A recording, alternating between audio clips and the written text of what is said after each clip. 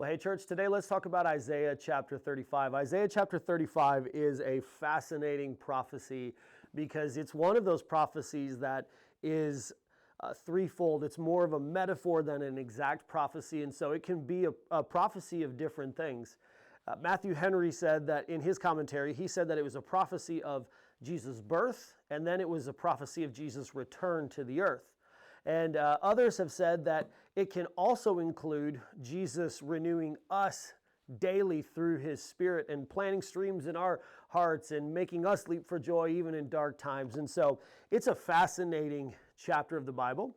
One of the things about it that we realize is that it was written for the children of Israel while they were in captivity in Babylon. And so this is a very powerful chapter for them because they're divided, they're distracted, they're tore down, they're beaten up, they're weary, and they're in prison. And God comes with this prophecy that he gives to Isaiah, and it is this beautiful prophecy of salvation to them. This prophecy that says that he will redeem them and he will ransom them.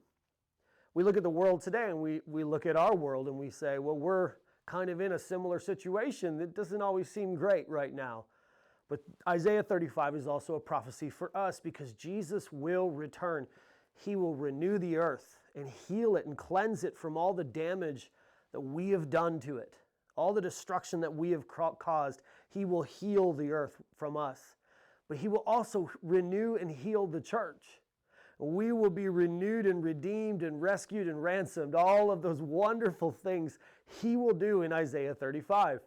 But he's also renewing us each and every day through his Spirit. And so this is a powerful chapter. So we're going to read it, take a look at some things as we go through it. Isaiah 35 verse 1, the wilderness and the dry land shall be glad. The desert shall rejoice, blossom like the crocus. It shall blossom abundantly and rejoice with joy and singing. So right here we begin to see this word rejoice. The glory of Lebanon shall be given to it, the majesty of Carmel and Sharon. They shall see the glory of the Lord, the majesty of our God. Strengthen the weak hands, make firm the feeble knees. Say to those who have an anxious heart, be strong, fear not. Behold, your God will come with vengeance, with the recompense of God. He will come and save you.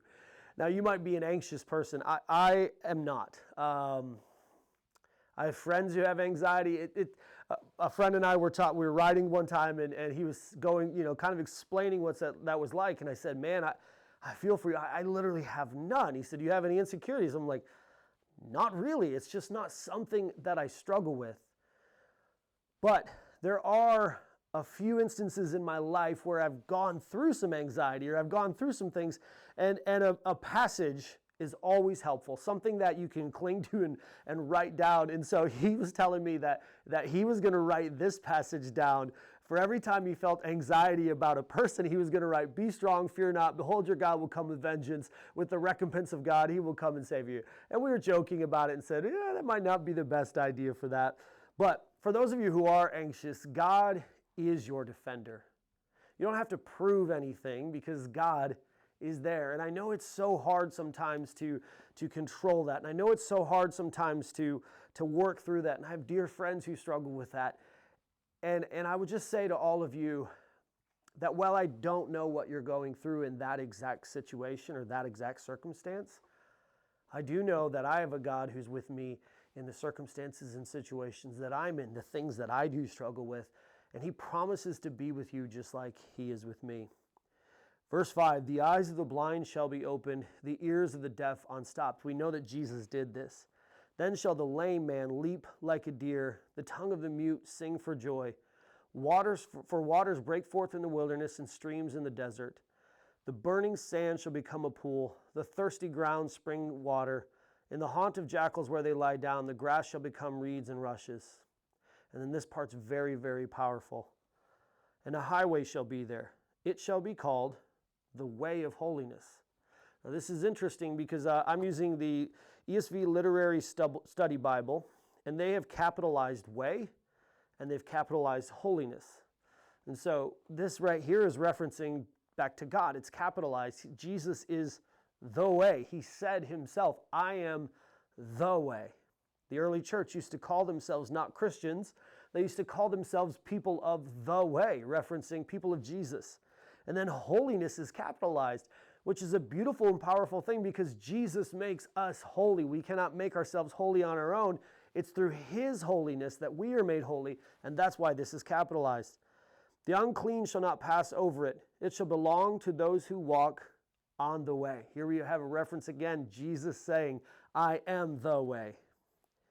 Even if they are fools, they shall not go astray. Now, this right here is a blessing to me because there are so many times in my life where I've opened my mouth and I wish that I hadn't said something. There's so many times that I've done something, and when I get done doing it, I'm like, well, that was foolish.